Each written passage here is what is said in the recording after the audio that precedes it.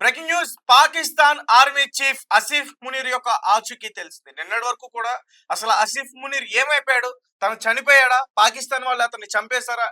ఎందుకంటే అక్కడ ప్రజలు తిరుగుబాటు చేస్తున్నారు. ముఖ్యంగా ఆర్మీ సైన్యం కూడా అతని పైన చాలా కోపంతో ఉన్నారు. ఎందుకంటే లేని పోనీ కూడా పెట్టి భారత్తో నువ్వే యుద్ధం తీసుకొచ్చావు, ఇష్టాసారంగా భారత్ గురించి మాట్లాడుతాను, వాళ్ళందరూ కూడా అతనిపై తిరగబడ్డారు. తర్వాత వాళ్ళ ఆర్మీ యొక్క జాబ్ కి రిజైన్ చేసి రాజీనామా చేసి వాళ్ళ ఇంటికి వెళ్ళిపోయారు. దాదాపు ఒక బెటాలియన్ లో 4500 మందిలో 250 మంది మానేశారంటూ కూడా ఒక వార్త లేటెస్ట్ గా వచ్చింది ఈ రోజు. అయితే మరి ఆసిఫ్ మునీర్ ఆచూకీ ఈ రోజు తెలిసిందంటూ, అతను ఎక్కడో ఆర్మీ సైన్యానికి మోటివేషన్ స్పీచ్లు ఇస్తున్నట్టు, తన గురించి మొత్తం కూడా బయటకు వచ్చిందంటూ కూడా ఒక వార్త వెలుగులోకి రావడం జరిగింది. ఒకసారి దీని గురించి మనం తెలుసుకునే ప్రయత్నం చేద్దాం.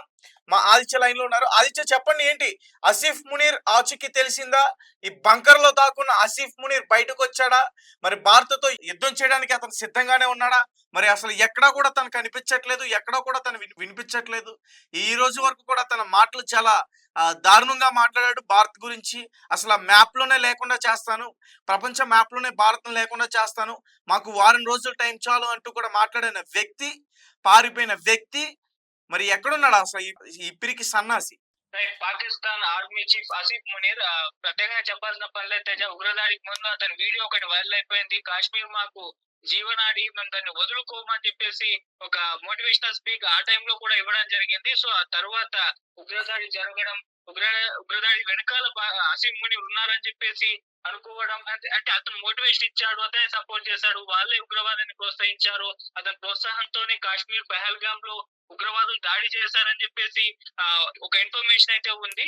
సో ఆ తర్వాత ఉగ్రదాడి తర్వాత ఆసిఫ్ మునీర్ ఇదే భయంతో, అంటే భారతదేశం నన్ను అనుమానించింది, నా మీద ఏ క్షణమైన అటాక్ చేయొచ్చు, నన్ను చంపేయచ్చేమో అన్న ఒక భయంతో పారిపోయాడని చెప్పేసి వార్తలు వచ్చాయి. అంటే ఇంకోటి కూడా ఉంది, అంటే లండన్ పంపించేశారు కేవలం భారత్ ఇతని మీద అటాక్ చేయకుండా, ఇతను ఏమీ చేయకుండా కాపాడుకోవడానికి అని చెప్పేసి అండర్ గ్రౌండ్ వెళ్ళిపోయాడు, లేకుంటే లండన్ ఫ్యామిలీని తీసుకుని వెళ్ళిపోయాడని చెప్పేసి అటువంటి వార్తలు వచ్చాయి. మరొక వార్తలు కూడా మనం చూసాం, అంటే పాకిస్తాన్ లోనే ఈ యుద్ధాన్ని ఎవరు కోరుకోలేదు, అనవసరంగా తన ఎవరి టెన్యూర్ ఉందో తను పెంచుకోవడానికి, తన పదవి కాలాన్ని పెంచుకోవడానికి ఈ యుద్ధ తంత్రాలన్నీ కూడా ఇటువంటి ఎత్తుగడలు వేశాడు. దీనివల్ల ఇప్పుడు మొత్తం పాకిస్తాన్ ఇబ్బందుల్లో పడిపోయింది. యుద్ధం వస్తే అతనే ఆర్థిక నష్టం ఉంది, సంక్షోభంలో ఉన్నాం, మళ్ళీ ఇప్పుడు యుద్ధం అంటే మళ్ళీ ఇంకెంత సంక్షోభానికి గురైపోతామని చెప్పేసి పాకిస్తాన్ ప్రజల్లో ఒక అభిప్రాయాలు వచ్చాయి. సో వాళ్ళ దగ్గర నుంచి తిరుగుబాటు వచ్చింది, నిరసనలు వెల్లువెత్తిన నేపథ్యంలో ఇక్కడ నుంచి ఎంత ఎఫెక్ట్ పడుతుందో అని చెప్పేసి ఆసిఫ్ మునీర్ కనపడకుండా పోయాడని చెప్పేసి అలా వార్తలు రకరకాలుగా ఇతని గురించి స్పెక్యులేషన్ స్టోరీస్ అయితే వచ్చాయి. సో ఈ నేపథ్యంలో ఇప్పుడు ఇంకో న్యూస్ ఏంటంటే, అటు ఆల్రెడీ యుద్ధ వాతావరణం భారత్ కి అండ్ పాకిస్తాన్ కి మధ్య నెలకొంది, ఏ క్షణమైన యుద్ధం జరగచ్చని అంటున్నారు.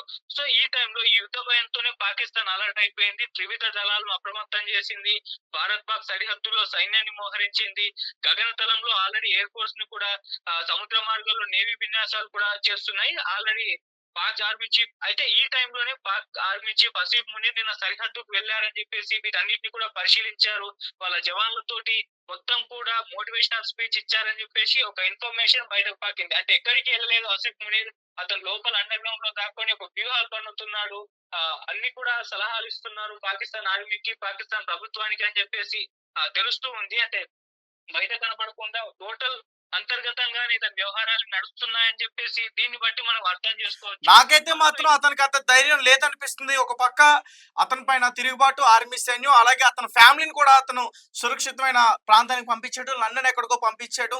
ఇవన్నీ కూడా చేస్తుంటే అతను పిరికి పందెలా ఒక బంకర్ లో దాక్కున్నాడు అనేది మాత్రం నాకు అర్థమవుతుంది.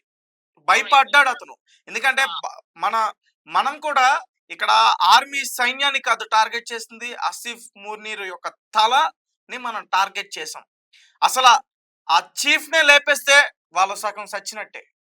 అందుకనే ఆసిఫ్ మునీర్ ని టార్గెట్ చేశారు. ఈవెన్ ట్రంప్ కూడా, ఈవెన్ మోడీ గారు కూడా, ఈవెన్ బలోచిస్తాన్ కూడా, ఈవెన్ ఆఫ్ఘనిస్తాన్ కూడా ఆసిఫ్ మునీర్ ని క్లియర్ గా టార్గెట్ చేశారు, అతన్ని లేపేస్తాం అని చెప్పేసి. నాకు తెలిసి ఖచ్చితంగా ఆసిఫ్ మునీర్ ని బలోచిస్తాన్ వాళ్ళే కిడ్నాప్ చేసి ఉంటారు, లేదా బలోచిస్తాన్ వాళ్ళే చంపేస్తుంటారని నాకు అనిపిస్తుంది ఆదిత్య. సో ఈ న్యూస్ లో అయితే అంత బలం లేదని చెప్పుకోవచ్చు. బలూచిస్తాన్ ఒకేలా కిడ్నాప్ చేస్తుంటే పరిస్థితి వేరేలా ఉంటుంది. ఉమ్, అంటే ఈ పాకిస్తాన్ ఆర్మీ చీఫ్ ఆసిఫ్ మునీర్ ఎవరైతే ఉన్నారో, ఇప్పుడు పాకిస్తాన్ లో ఏ విధంగా ఉంటుందంటే ప్రభుత్వం చేతుల్లో ఈ ఆర్మీ అనేది ఉండదు. ఈ చీఫ్ చేతుల్లోనే ఆర్మీ అనేది వ్యవహరిస్తుంది. ఆర్మీకి ప్రభుత్వానికి మధ్య సంబంధాలు అనేవి ఉండవు. వీళ్ళ నిర్ణయాలు వీళ్ళే తీసుకుంటారు. ఉగ్రదాడి జరిగిందంటే దీని వెనకాల ఖచ్చితంగా ఆసిఫ్ మునీర్ ఉండే ఉంటాడు. అందుకే నేను భారత్ కానివ్వండి ఎవరైనా కానీ ఆసిఫ్ మునీర్ ని టార్గెట్ చేశారు. సో ఇది అతనికి కూడా అర్థమైపోయింది, భయపడ్డాడు. సో కొన్ని రోజులు అండర్ గ్రౌండ్ వెళ్ళిపోయి కింద నుంచి ఏదైనా ప్లాన్ చేసుకుందాం అని చెప్పేసి ఈ విధంగా ఇన్ని రోజులు కనబడకుండా పోయాడు. ఇంకో న్యూస్ కూడా వచ్చింది, శ్రీలంక వెళ్ళిపోయాడు. శ్రీలంక నుంచి ప్లాన్ చేస్తున్నాడు భారత్ పైన ఏ విధంగా దాడి చేయాలని. ఎందుకంటే అక్కడ ఎల్టీటీ అంతకుముందు ఉండేది లిబరేషన్ వాళ్ళు. సో వాళ్ళతో కలిసి భారత్ మీద అటాక్ చేద్దామన్న ఒక ప్లాన్ చేశారని చెప్పేసి కూడా ఒక న్యూస్ అయితే బయటకు వచ్చింది. సో ఒకవేళ అదే చేస్తే గనక పాకిస్తాన్ ఆర్మీ చీఫ్ తన చేతకానితనం మనకు అర్థం అవుతుంది. అవును, అక్కడే ఒకవేళ అదే నిర్ణయం తీసుకుంటే ఆ నిర్ణయం గురించి బయటకు వస్తే పాకిస్తాన్ ఓడిపోయినట్టే. అవును.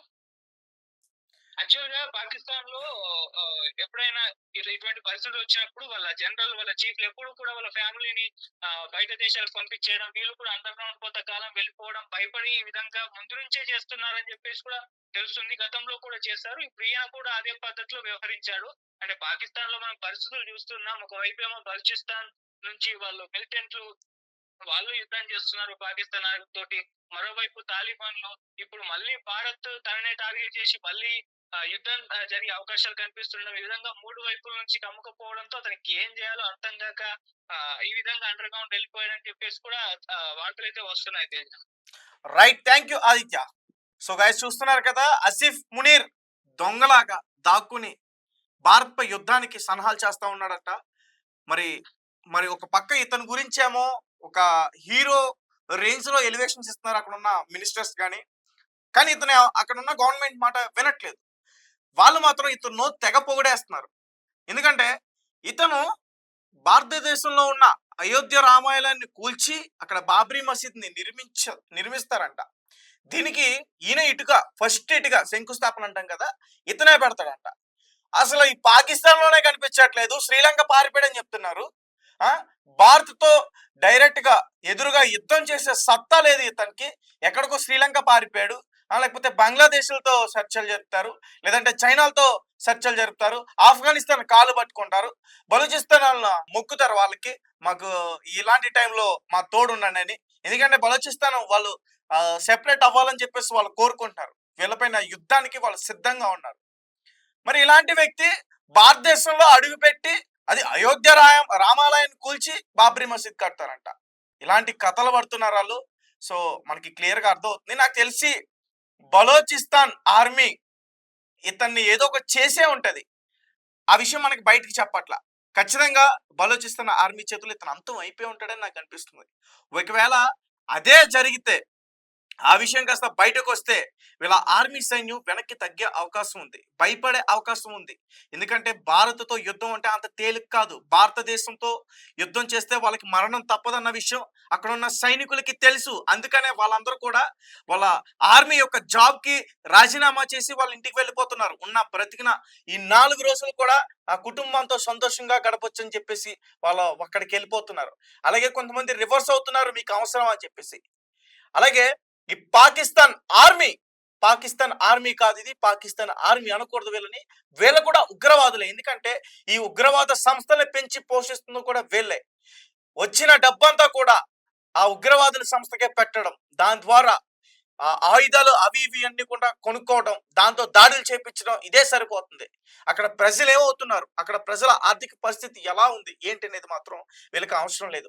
అందుకే ఈరోజు పాకిస్తాన్ మొత్తం కూడా ఆకలి బాధతో అక్కడ ప్రజలు చనిపోతున్నారు. ఒక పక్క ప్రజలు ఎటువంటి స్థితిలో ఉన్నారో తెలిసి కూడా ఇతను పారిపోయి తలదాచుకున్నాడంటే అర్థం చేసుకోండి. ఇతనేదో పెద్ద సన్నాహాలు చేస్తున్నాడు, ఇతనేదో పెద్ద మ్యాప్ వేసేస్తున్నాడు, ఇతనేదో భారత్ పైన ఒక పెద్ద యుద్ధం చేసేస్తున్నాడు. ఇదంతా కూడా లేదు. ఇతన్ని బలోచిస్తాన్ వాళ్ళు కిడ్నాప్ చేస్తుంటారు, లేదంటే బలోచిస్తాన్ వాళ్ళ చేతిలో ఇతను ఖచ్చితంగా మరణించే ఉంటాడు. ఒక 2 రోజులు వెయిట్ చేయండి, ఇతని గురించి ఖచ్చితంగా మనకు ఒక నిజాన్ని వాళ్ళు ఖచ్చితంగా రిలీజ్ చేస్తారు.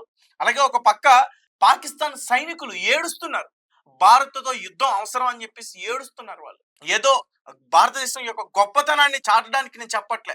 ఒకసారి వీడియో ప్లే చేస్తాను, ఒకసారి మీరే చూడండి.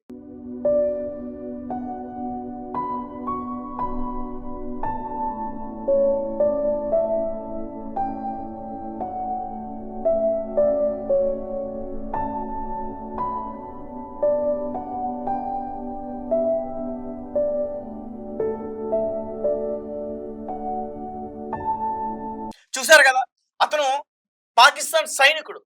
ఈ యుద్ధం ప్రకటించిన తర్వాత భారతదేశం అతను ఏడుస్తున్నాడు. ఆ అంటే ఏ రకంగా అంటే, మోదీ సాబ్ మీతో మాకు యుద్ధం వద్దు, మాకు భారత్ ముద్దన్నట్టున్న వాళ్ళ సంగతి.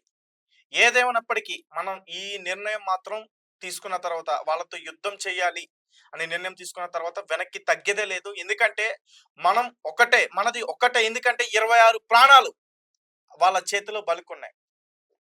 సో కాబట్టి ఆ ఉగ్రవాదుల్ని, ఆ ఉగ్రవాద సంస్థలు పెంచి పోషించిన ఆ పాకిస్తాన్ ఆర్మీని వదిలే పరిస్థితే లేదు. పిఓకే మనదే, కాశ్మీరు మనదే. కుదిరితే పాకిస్తాన్‌ను కూడా దోచేసుకుంటాం. భారతదేశంతో అంత ఈజీ కాదు. ఇది మాత్రం వాళ్ళు ఖచ్చితంగా గుర్తుపెట్టుకోవాల్సిన అవసరం అయితే ఉంది.